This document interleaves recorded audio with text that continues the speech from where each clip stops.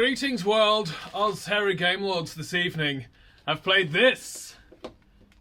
Quests and Cannons from Short Hop Games. What do we think? Find out.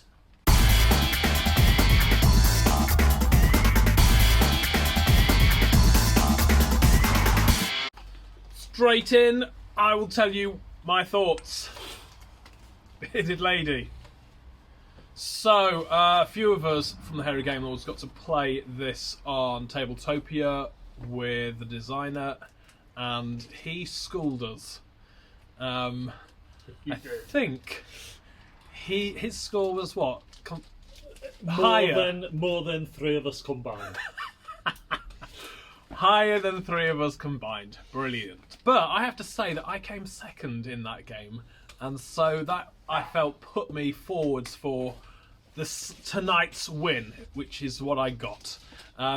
We decided to play up to scoring of 15, and I happily reached there just before Hipster King. Yeah, whatever. I could see he was going to finish it in the next go, and I was like, in we go, I'm going to go for it. Great game. Hate's a strong word. Great game. Really enjoy the way that you can score lots of different ways. There's lots of different things to do. So James, for instance, and I'm sure he will happily tell you, went around just sinking people or hitting people and getting prestige from that. You can get prestige from doing map clues or from completing your quests. There are different locations you can do your quests in, and you can go around collecting up different resources in different ways. And then, of course, there's loot cards. Brilliant. So, yeah, really nice. The table presence of this game is really, really beautiful. It's a modular board, and so there's lots of replayability. The artwork is nice. It's a real kind of like lovely kind of artwork feel to it. Great game. I really, really enjoyed playing it on Tabletopia, and I absolutely loved playing it tonight on the table itself in the physical form. Even though it is freezing cold, it has warmed the cockles of my heart.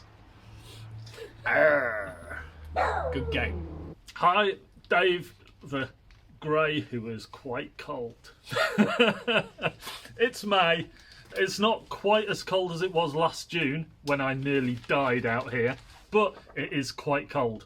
And fitting then that we're playing something, I guess, set in some sort of fictional Caribbean-esque pirate land.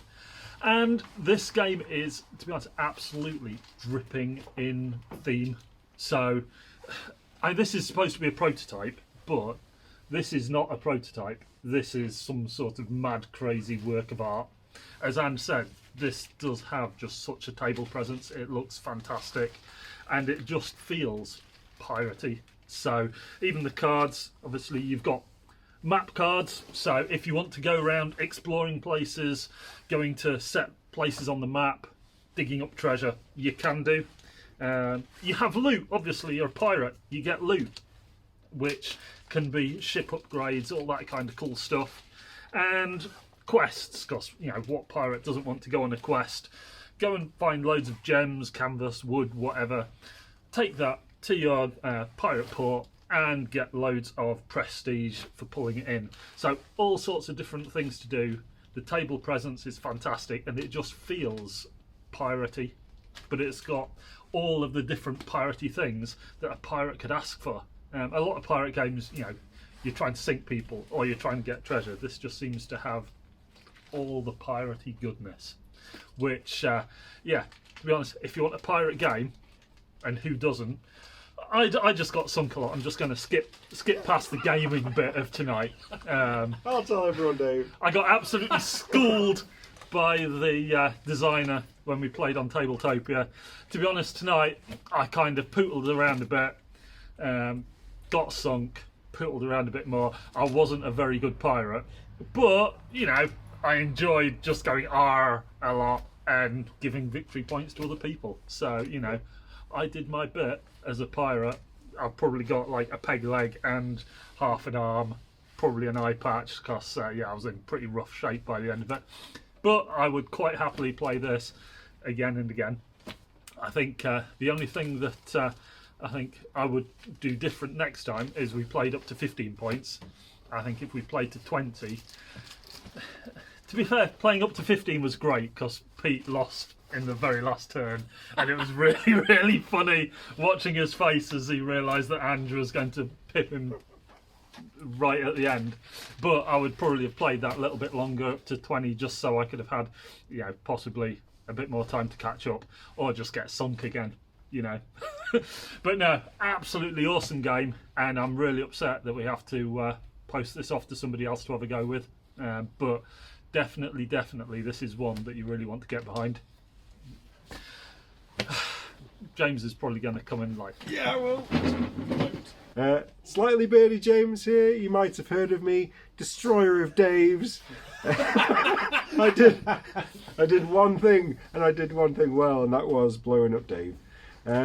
Everybody, I don't know, is it piratey to go around filling up your cargo trading? What's this about?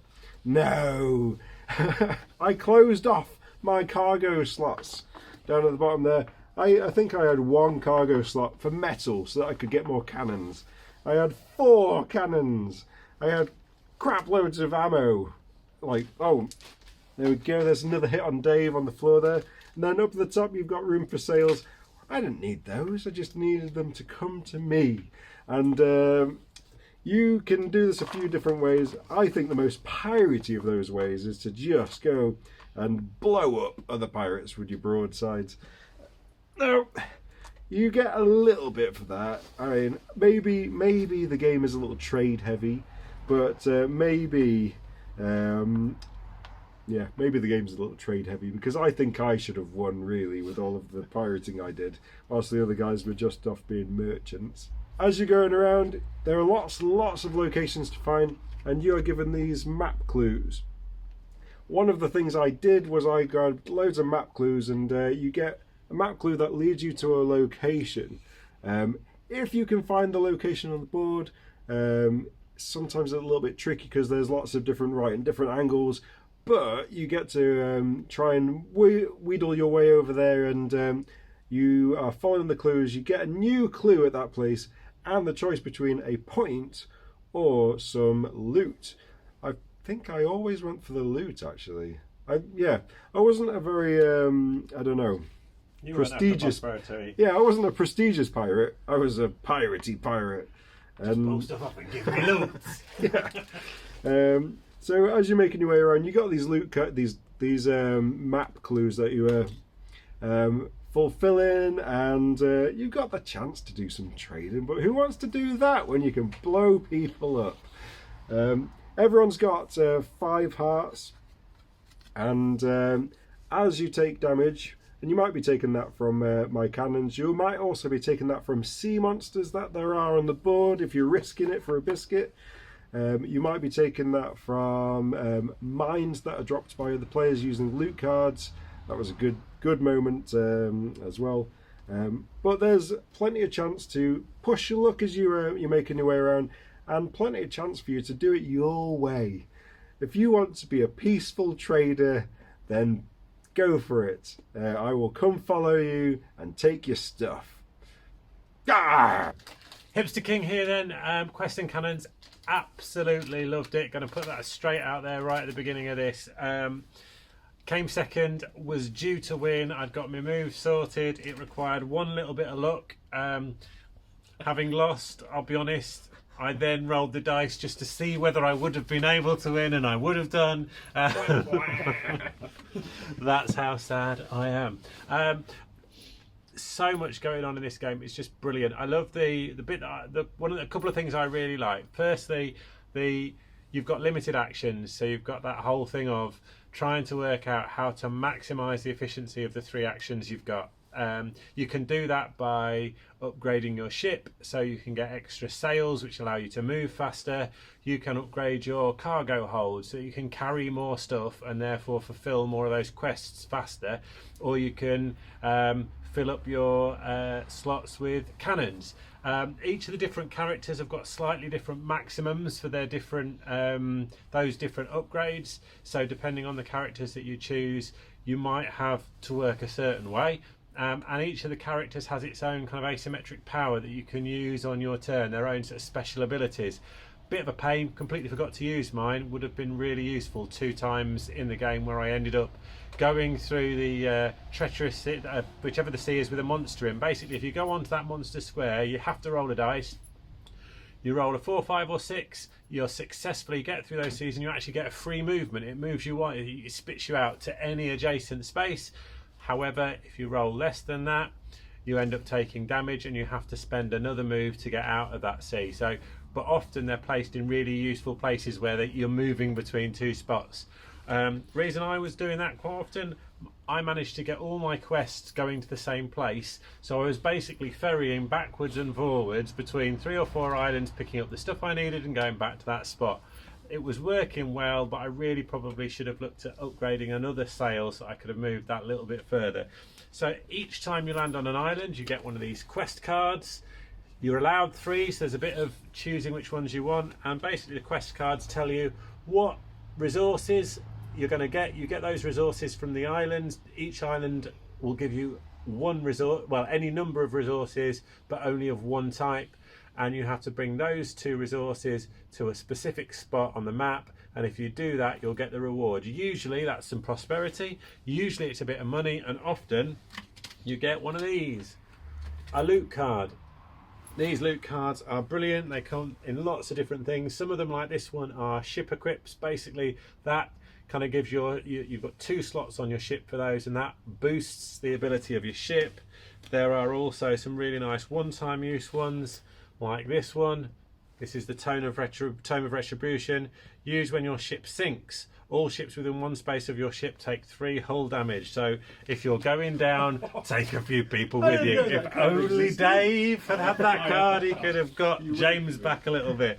So there are some really nice touches in this game. It's that whole thing of balancing a bit of resource management, finding that, a bit of pick up and deliver, a bit of action management. You've got the kind of variable player abilities, and I guess there's an element, almost a sandbox. You can go a number of different ways to victory. There are lots of different ways of getting points.